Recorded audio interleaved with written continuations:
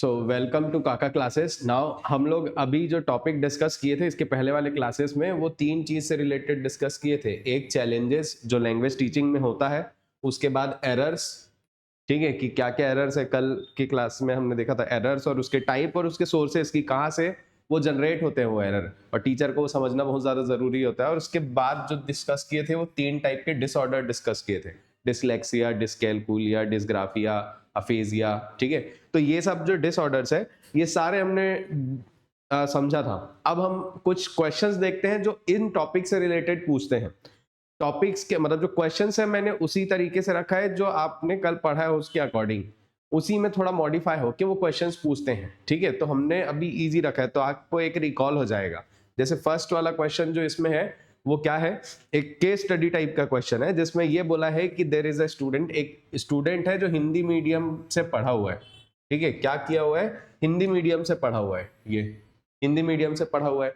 और वो कंसिस्टेंटली जो है, कंसिस्टेंटली मतलब लगातार, बार बार बोल सकते हैं, हर बार, ठीक है, हर बार वो क्या लिखता है, she go to market yesterday. हर बार शी गोज टू मार्केट होगा, ठीक है, sorry, she went to market yesterday होगा। येस्टरडे की, कल की बात हो रही है, येस्टरडे मतलब बीता हुआ कल, उसमें वो मार्केट गई थी तो गो लिखी, गो लिखा है। ठीक है, तो गो लिखा है। तो ये जो है, ये जो एग्जाम्पल है, ठीक है, ये किस टाइप के एरर में आता है। तो टाइप्स ऑफ एरर हम लोग पढ़े थे, तो इंट्रालिंगुअल, इंटरलिंगुअल, डेवलपमेंटल एरर या इंड्यूस्ड एरर। तो ये किस में आएगा, तो यहां पे ये जो मिस्टेक हो रहा है वो क्या हो रहा है, एक लैंग्वेज के कारण दूसरे लैंग्वेज में प्रभाव पड़ रहा है क्या, नहीं पड़ रहा है, तो ये इंटरलिंगुअल नहीं है। ठीक है, टीचर के कारण नहीं हो रहा है, टीचर के गलत बताने के कारण ये नहीं हो रहा है, तो ये भी नहीं होगा। और ना ही आपने वो लैंग्वेज का एक्वायर किया था डेवलपमेंटल स्टेज में, इसलिए हो रहा है, तो ये भी नहीं है। क्या, डेवलपमेंटल एरर। ये कौन सा एरर है, इंटरलिंगुअल एरर, सॉरी इंट्रालिंगुअल एरर।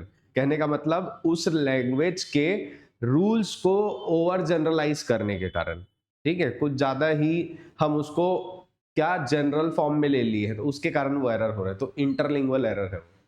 ठीक, फिर दूसरा जो क्वेश्चन है वो असर्शन रीजन से रिलेटेड। देखो यहाँ पे दो क्या दिए हुए हैं आपको, स्टेटमेंट दिए हुए हैं। पहला क्या लिखा है, errors made by language learners, जो लैंग्वेज सीख रहे हैं उनके द्वारा जो एरर होता है, ठीक है, वो जो है should not always be corrected immediately. मतलब उनसे जो एरर होता है उसको शुड नॉट भी बोला है।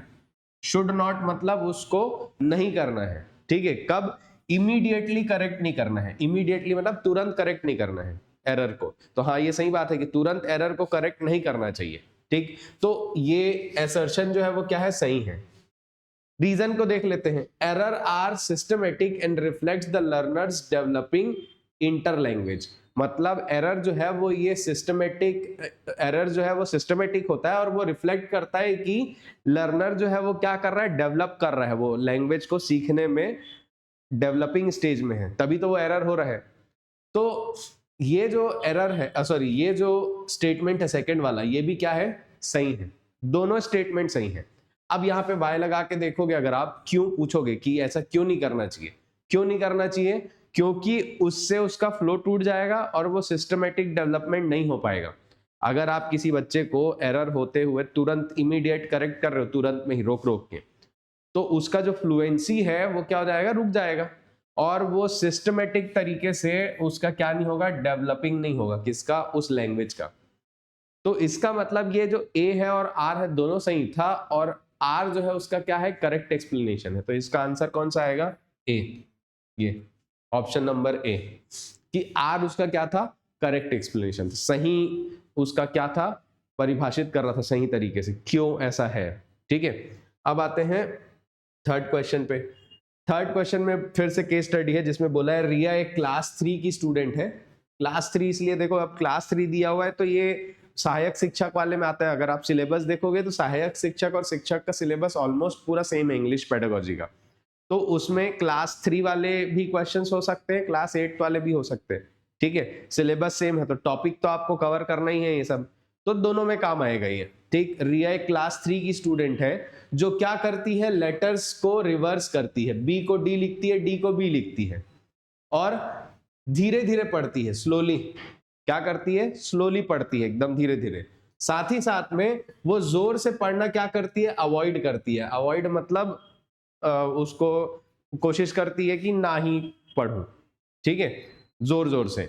तो ये सब जो वो करती है वो तो ठीक है, उसके साथ साथ उसका जो आईक्यू है, ऐसा नहीं है कि लो है, उसका आईक्यू क्या है, नॉर्मल है, मतलब नॉर्मल बच्चे का जैसा आईक्यू रहता है वैसा है।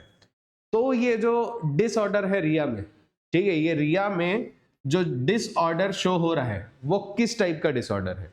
तो आपको मैं डिसऑर्डर पढ़ाया था अलग अलग, ठीक। डिसग्राफिया क्या होता है, डिसग्राफिया देखो यहां पे ना, इसको कैसे याद रखोगे, ये डिसग्राफिया में ये यहां पे वर्ड लिखा हुआ है ग्राफ, ठीक है। ग्राफ का हिंदी में मतलब होता है आलेख, हिंदी में आप लोग पढ़ते हैं आलेख मतलब उसका चित्र बनाना, ठीक है।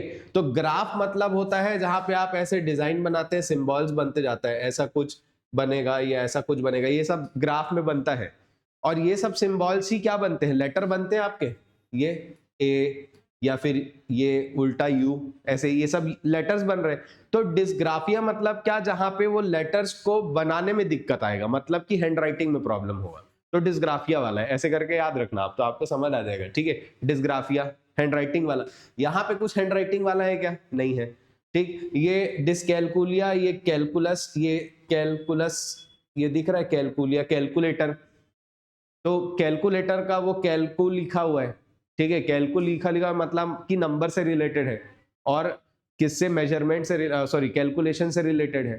तो कैलकुलेशन से रिलेटेड है मतलब नंबर होगा, और नंबर है इसका मतलब ये किससे, नंबर और किससे, सिंबल से होगा, प्रॉब्लम जिन लोग को। तो ये तो वैसा कुछ नहीं था, पढ़ने वाला है, तो ये भी नहीं होगा, ठीक। ये डिसलेक्सिया और अफेजिया, अफेजिया क्या होता है, जहां पे आप बोल नहीं पाते हैं अच्छे से, मतलब सही उच्चारण नहीं हो पाता है आपका, ठीक है। परमानेंट जो आपका क्या हो जाता है, इम्पेयरमेंट, परमानेंट आपका स्पीच डिसऑर्डर हो जाता है ब्रेन डैमेज के कारण, अफेजिया वाला। तो ये तो होगा नहीं, ये कौन सा है, डिसलेक्सिया है, ये जहां पे आप ये उल्टा पढ़ते हैं या पढ़ नहीं पा रहे हैं, ये सब प्रॉब्लम आ रहा है, तो वो कौन सा है, डिसलेक्सिया। ऐसे करके आपको सारे ऑप्शंस में से एलिमिनेट करते जाना है, तो वो एलिमिनेट तब होगा जब आपको सबका मतलब पता होता है, तो ऐसे करके आप याद रखेंगे, ठीक है। तो ये क्या था, डिसलेक्सिया था, ठीक। इसका ऑप्शन कौन सा है, सी, ठीक है। फिर नेक्स्ट वाला क्वेश्चन, ये मैच द कॉलम है, ये सेम क्वेश्चन। अब अगर आप मैच करना चाहो तो आप देखो, मैच करने के लिए आपको टेक्निक यही पता होना चाहिए कि किसका आपको एकदम श्योर पता है कि आंसर। अब भी आप देखेंगे डिसग्राफिया, ग्राफ मतलब ऑब्वियस ही बात है हैंडराइटिंग अच्छा नहीं होगा, ये देखो ये, तो इसका मतलब हमको समझ आ गया, 2 का क्या है, सी। इसमें देख लो 2 का सी किसमें है, यहाँ पे है 2 का सी, ये देखो ये, और कौन से में है 2 का सी, इसमें है, बाकी में नहीं है। तो बी ऑप्शन और सी ऑप्शन तो ऐसे ही कट हो गया। अब ए और डी में से हो सकता है आपका आंसर, किसके कारण पता चला आपको, डिसग्राफिया के कारण। अब आप चेक कर लो बाकी 2 या बाकी 3 जो मैच कर जाए, जो आपको और थोड़ा 70% है कि आपको पता है। तो ये डिसलेक्सिया, अभी आप देखें डिसलेक्सिया में क्या होता है, लेटर आप उल्टा लिखते हैं, ठीक है, मतलब ये रीडिंग और डिकोडिंग करने में डिफिकल्टी आता है। मतलब 1 का क्या है, बी, इसमें भी 1 का बी है, इसमें भी 1 का बी है, मतलब ए भी हो सकता है और डी भी हो सकता है। तो ए डी तो ऐसे ही ऑप्शन में था, यहीं पे है आपका 3 में, 3 का डी होगा, 4 का ए होगा, 3 का ए होगा, 4 का डी होगा। तो यहां पे आप देखो, आपका ये कल हम लोग पढ़े थे, ब्रोकास अफेजिया और वर्निक्स अफेजिया। तो इसमें क्या था, ये 2 जो थे, ठीक है, ये जो दोनों थे, 2 अलग अलग टाइप का अफेजिया बताए थे। तो ब्रोक्स अफेजिया में क्या था, जहां पे वो क्या बोल रहे थे, वो ये बोल रहे थे कि रुक रुक के बोल रहा है, लेकिन उसको कॉम्प्रीहेंड, सॉरी रुक रुक के बोल रहा है और कॉम्प्रीहेंड कर पा रहे हैं, ठीक है। तो आप देखो यहाँ पे नॉन फ्लुएंट वाला क्या होगा, ये दिख रहा है, नॉन फ्लुएंट। नॉन फ्लुएंट मतलब क्या, जहां पे वो आप फ्लुएंटली नहीं बोल रहे हो, रुक रुक के बोल रहे हो, ठीक है, और उसके साथ उसका कॉम्प्रीहेंशन हो जा रहा है, मतलब आप समझ पा रहे हो, थोड़ा सा रुक रुक के बोल रहा है और समझ भी पा रहे हैं। तो ब्रूक्स का तो मतलब 3 का क्या है, ए, कौन से वाले में है, ए वाले में है कि डी वाले में, वो देख लो। ए वाले में है 3 का ए, तो आपका ऑप्शन कौन सा होगा, ए। इसका ऑप्शन ए आपका क्या है, आंसर है। ठीक है, तो मैच द कॉलम में ऐसे मैच करते हैं, आपका कोई जरूरी नहीं कि चारों के चारों पता हो, बेस्ट जो पता हो उसके हिसाब से आप मैच करें। ठीक है, फिर नेक्स्ट आते हैं ये ट्रू एंड फॉल्स वाला स्टेटमेंट। ये इसके लिए आपको नॉलेज अच्छा होना चाहिए आपका, ठीक है, कि आप समझे हुए चीजों को तब बना पाएंगे। तो देखो इसमें क्या लिखा है, इसमें लिखा है a mistake is systematic and shows a gap in knowledge. So next question जो है वो करेक्ट स्टेटमेंट से रिलेटेड है। ठीक है, which of the following statements about language error are correct. Language error से रिलेटेड कौन से स्टेटमेंट जो है वो करेक्ट है, ये आपको बताना है। तो देखो इसमें आपका पहला स्टेटमेंट जो है वो क्या है, a mistake is systematic. Mistake जो है वो क्या है, सिस्टमेटिक है, और ये जो है वो नॉलेज में गैप शो करता है। ठीक है, नॉलेज में क्या शो करता है, गैप शो करता है। तो आपको पहले वाले क्लास में मैं बताया था एरर और मिस्टेक में डिफरेंस। ठीक, इसमें ये जो है ये सिस्टमेटिक होता है। कौन सा, ये सिस्टमेटिक होता है, और ये ओकेशनली होता है। ये क्या होता है, ओकेशनली, मतलब कभी काल स्लिप हो गया तो वो मिस्टेक है। लेकिन अगर वो रिपीटेडली सिस्टमेटिकली होते जा रहा है बार बार, तो वो एरर होता है। और एरर जो है फिर वो शो करता है आपका गैप इन नॉलेज। तो इसका मतलब फर्स्ट वाला स्टेटमेंट क्या है, गलत है। ठीक है, आप जब पेपर में सॉल्व करोगे ऐसे नहीं चारों स्टेटमेंट को पढ़ते रहें और करते रहें, पहले आप देख लो कि पहला ही सही है कि नहीं है। पहला गलत निकला तो ये देखो पहला वाला किसमें नहीं है, करेक्ट बोला है ना, कौन कौन सा करेक्ट है। तो देखो फर्स्ट वाला करेक्ट और सेकंड वाला करेक्ट बोल दिया, तो ऑप्शन नंबर ए तो होगा ही नहीं, क्योंकि फर्स्ट को करेक्ट बोल दिया। ऑप्शन नंबर सी भी नहीं होगा, क्यों, क्योंकि उसमें फर्स्ट सेकंड फर्स्ट थर्ड और फोर्थ को फर्स्ट है उसमें, तो सी भी नहीं होगा क्योंकि फर्स्ट तो इनकरेक्ट निकला। ठीक है, ऑल ऑफ द अबव कहने का मतलब सबके सब करेक्ट है, तो सबके सब करेक्ट है, तो ए तो करेक्ट है, फर्स्ट वाला तो करेक्ट था ही नहीं, तो ये वाला ऑप्शन भी हट जाता है। और डायरेक्ट आपका पहले वाले स्टेटमेंट से ही आपको पता चल जाता है कि इसका आंसर कौन सा है, बी है। इसका आंसर बी है। और ठीक है, बट स्टिल हम लोग नीचे देख लेते हैं और क्या क्या स्टेटमेंट्स है, तो ऐसे आप जल्दी सॉल्व करते हैं, तो आपका जो टाइम बचता है ना वो ऐसे ही बचता है। बाकी बच्चे क्या करते हैं, सारे स्टेटमेंट को पढ़ते हैं, उसके बाद देखते हैं अरे ये वाला सही है, ये वाला गलत है, किस में लिखा है। तो वैसे मैच करके चलो, फर्स्ट वाले से नहीं समझ आया, सेकंड वाले को पढ़ो सही है कि गलत, और उसके हिसाब से मैच करो और उसके बाद सॉल्व करो, तो वैसे करके इजी पड़ता है। अब देखो इसमें लिखा है error analysis helps teacher understand learners inter language. हाँ, एरर का जो एनालिसिस करते हैं टीचर, वो टीचर को मदद करता है बच्चे का इंटर लैंग्वेज, मतलब दूसरा लैंग्वेज को समझ रहा है कि नहीं उसको समझने में। ठीक है, तो हाँ सही बात है, ये एरर से ही पता चलता है कि वो सीख रहा है कि नहीं सीख रहा है या कहाँ गलती हो रहा है वो। दूसरा, intra language errors arise from overgeneralization of L2 rules. हाँ ठीक है, इंट्रालिंगुअल से ही हमको कब होता है इंट्रालिंगुअल एरर, जब उसी लैंग्वेज के अंदर में उसके रूल्स और रेगुलेशंस के कारण मिस्टेक होता है, तो ये भी सही है। और इंड्यूस्ड एरर कब होता है, ये मैं बताया था इंडक्शन की तरह। इंड्यूस मतलब कोई आपके में डालता है वो चीज को, मतलब कौन डालेगा, टीचर ही नॉलेज डालेगा या आसपास वाले। तो वो इंड्यूस्ड एरर तब होगा जब आपका पुअर टीचिंग होगा या फ्लॉड टेक्स्ट बुक होगा, टेक्स्ट बुक में कुछ गलत लिखा होगा तब। तो ये भी सही है, मतलब देखो सेकंड थर्ड फोर्थ सही है, देखो इसमें लिखा था सेकंड थर्ड फोर्थ सही। तो आपको पूरा पढ़ने के बाद समझ आया। और कुछ लोग जो स्मार्ट वर्क करते उनको पहले वाले स्टेटमेंट को ही समझ आ गया कि पहला गलत है, देख लेते और उसको समझ आ जाता कि बी वाला ऑप्शन है उसका। ठीक है, ये बी ऑप्शन उसका आंसर था। फिर आते हैं क्वेश्चन नंबर 6 पे। क्वेश्चन नंबर 6 में बोला है a diverse classroom in the EMRS context. एक डाइवर्स क्लासरूम किसके कॉन्टेक्स्ट में, किसके रेफरेंस में, कॉन्टेक्स्ट का मतलब होता है रेफरेंस में।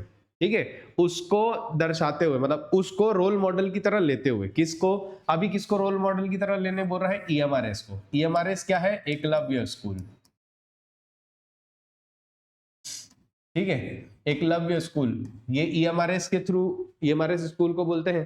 ठीक है, तो EMRS मतलब एकलव्य स्कूल को रोल मॉडल लेते हुए डाइवर्स क्लासरूम जो है वो प्राइमरली कैसे टाइप के स्टूडेंट्स को रिफर कर रहा है, किस टाइप के स्टूडेंट्स को दर्शा रहा है। मतलब डाइवर्स क्लासरूम में वहां पे एकलव्य स्कूल के हिसाब से डाइवर्स क्लासरूम में किस टाइप के बच्चे होंगे। ठीक है, डाइवर्स मतलब भिन्न भिन्न टाइप के, तो भिन्न भिन्न वाले कैसे टाइप के, एकलव्य के हिसाब से।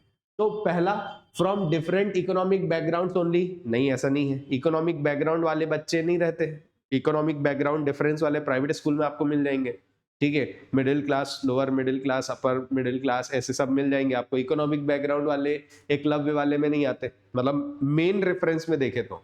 दूसरा, belonging to tribal communities with different mother tongues, मतलब अलग अलग ट्राइबल कम्युनिटीज से बिलोंग करते हैं और अलग अलग मदर टंग है उनका, वैसे टाइप के डाइवर्स बच्चे।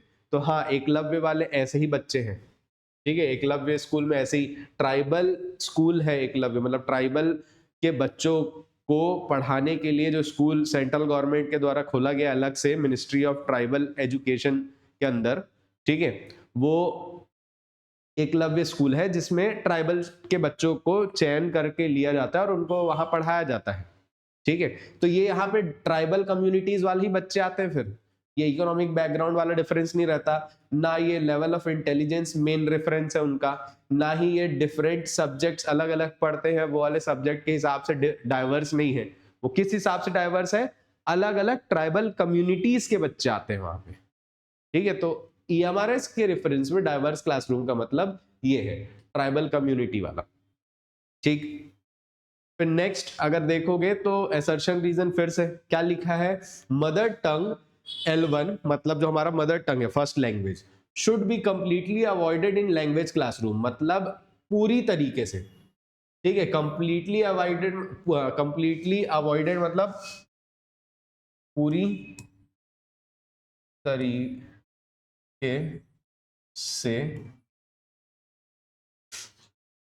पूरी तरीके से उसको क्या कर देना चाहिए, अवॉइड करना चाहिए। अवॉइड मतलब क्या करना चाहिए, उसको इग्नोर करना चाहिए, मतलब हटाना चाहिए, मतलब ध्यान में नहीं रखना चाहिए या फिर उसका यूज नहीं करना चाहिए, किसको, मदर टंग को, किस में, लैंग्वेज क्लासरूम में। ये तो गलत बात है, ऐसा हो ही नहीं सकता। अगर आप लैंग्वेज क्लास में इंग्लिश पढ़ा रहे हो और आप पूरा इंग्लिश में बोल रहे हो तो बच्चे को कुछ समझ नहीं आना है, ठीक है, स्टार्टिंग में तो खास करके, स्टार्टिंग में क्या ऐसे भी नहीं आता है, ठीक है। L2 लैंग्वेज को यूज कर रहे हो पूरा, तो L1 लैंग्वेज यूज करना इज इंपॉर्टेंट, इसीलिए बाइलिंगुअल क्लास होना चाहिए बोलते हैं। तो ये स्टेटमेंट तो गलत है, कौन सा वाला, असर्शन। दूसरा, using L1 as a scaffold, scaffold मतलब क्या होता है, स्कैफोल्ड मतलब होता है उसका ब्रिज की तरह मान सकते हो उसको, ब्रिज, गैप जो फिल करेगा, ठीक है। तो L1 लैंग्वेज को स्कैफोल्ड की तरह यूज करने से जो लर्नर है, ठीक है, वो ज्यादा अच्छे से अंडरस्टैंड मतलब समझता है और एक्वायर करता है L2 को ज्यादा अच्छे से, L1 को अगर आप यूज कर रहे हो तो हाँ सही बात है ये, ठीक। तो मतलब असर्शन गलत है, रीजन क्या है, सही है। तो ये कौन सा ऑप्शन आएगा इसका, ऑप्शन नंबर सी, कि असर्शन फॉल्स है लेकिन रीजन क्या है, ट्रू, ठीक है। तो ऑप्शन नंबर सी है इसका आंसर। फिर नेक्स्ट आते हैं, ये अजय स्पीक्स फ्लुएंटली, अजय जो है वो फ्लुएंटली बोलता है, but his sentence are meaningless, मतलब उसका जो सेंटेंस है वो मीनिंगलेस है, मतलब उसका मीनिंग कॉम्प्रीहेंड नहीं कर पा रहे हो आप, लेकिन वो फ्लुएंटली बोल रहे हैं, क्या कर रहा है, फ्लुएंटली बोल रहा है। तो जैसे ये the sky is purple singing, ठीक है, तो ये क्या है, वो एकदम फ्लुएंटली बोल दिया, the sky is purple singing, सब एकदम फ्लुएंटली बोल दिया सट से, लेकिन उसका मतलब नहीं समझ आ रहा है, कुछ कॉम्प्रिहेंड नहीं कर पाओगे, the sky is purple singing मतलब ही क्या है, तो दूसरे जो है उसकी बातों को नहीं समझ पा रहे हैं। तो ये जो उसका कंडीशन है वो ब्रेन डैमेज के कारण है, अब ब्रेन डैमेज के कारण है तो ऑब्वियस सी बात है ये किस टाइप का अफेजिया पूछ रहा है, तो किस टाइप का अफेजिया है ये, वर्निक्स अफेजिया। ये हम लोग अभी पहले थोड़ी देर पहले ही देखें कि फ्लुएंटली बोलना और कॉम्प्रीहेंड भी नहीं कर पाना, वर्निक्स अफेजिया है। अटक अटक के बोलना लेकिन कॉम्प्रीहेंड कर जाना, ठीक है, थोड़ा थोड़ा करके बोलना लेकिन कॉम्प्रीहेंड कर जाना, वो कौन सा है, ये ब्रोक्स अफेजिया। तो ये वर्निक्स अफेजिया इसका आंसर था, कि वो एकदम क्या धड़ल्ले से बोल दिया, स्पीड से, स्पीड से मतलब कि एकदम सट सट सट सट बोल दिया, लेकिन उसको मीनिंग समझ नहीं आएगा जो बोला, उसका कॉम्प्रीहेंड नहीं कर पाओगे आप, समझ नहीं पाओगे, तो वो ब्रोक्स वर्निक्स अफेजिया होता है, ठीक है। फिर आते हैं ये मैच द कॉलम में, ये हम लोग पहले कर चुके हैं, अब आपको इसको फिर से एक बार एग्जांपल से समझाता हूं। देखो ये इंटर और इंट्रा, ये दो वर्ड है, इंटर और ये इंट्रा, ये वर्ड याद रखना, ठीक है। इंटर का मतलब होता है क्या, बिटवीन टू, दो अलग अलग के बीच में, ठीक है। इंटर का मतलब क्या, दो अलग अलग के बीच में, जैसे हम लोग बोलते हैं इंटरकास्ट मैरिज, तो इंटरकास्ट मैरिज मतलब दो अलग अलग कास्ट के बीच में जो मैरिज हो रहा है, इंटरकास्ट मैरिज बोलते हैं। इंटर TER आता है उसमें, इंटरकास्ट लिखते हैं जब, तो TER वाला, तो दो अलग अलग के बीच वाला होता है। और इंट्रा मतलब क्या होता है, with in one, with in one मतलब एक के अंदर ही, मतलब उसी के अंदर ही, इंट्राकास्ट। तो इंट्राकास्ट मैरिज करते हैं, तो इंट्राकास्ट मैरिज जो सेम कास्ट के अंदर मैरिज हो रहा है ना, जैसे साहू है, तो साहू में भी तो अलग अलग गोत्र वाले हैं, तो साहू के अंदर ही जो अलग अलग गोत्र में शादी कर रहे हैं वो इंट्राकास्ट मैरिज है, इंटरकास्ट नहीं है, ठीक है। साहू और कोई दूसरे कास्ट वाले कर लिए तो वो इंटरकास्ट हो जाएगा। तो यहां पे भी वही सेम चीज है, इंटर लैंग्वेज, इंटरलिंगुअल और इंट्रालिंगुअल। इंटरलिंगुअल क्या मतलब क्या होगा, दो लैंग्वेज के बीच में, और इंट्रालिंगुअल मतलब क्या, उसी लैंग्वेज के अंदर, ठीक है। फिर ये डेवलपमेंट और इंड्यूस्ड, तो आपको अब इजी होगा क्या करना, मैच करना, कभी इसका क्वेश्चन पूछता है तो देखो, इंट्रालिंगुअल मतलब दो लैंग्वेज का आएगा आपका प्रॉब्लम, तो देखो L1 लैंग्वेज जो है आपका क्या करेगा, इंटरफेयर करेगा। चलो आपको ये नहीं समझ आया, तो आपको पता है इंट्रा क्या है, एक ही के अंदर, तो एक ही के अंदर वाला कौन सा होता है, ये जिसमें आप ओवर जनरलाइजेशन कर देते हैं L2 के रूल्स के, उसी के, जिस लैंग्वेज को आप सीख रहे हैं उसी के रूल के कारण आप पूरा गलत कर डालते हैं, तो उसी के लैंग्वेज के अंदर हो रहा है ना, तो इंट्रालिंगुअल। तो देखो टू का क्या है, बी, टू का बी किसमें है, इसमें है, और टू का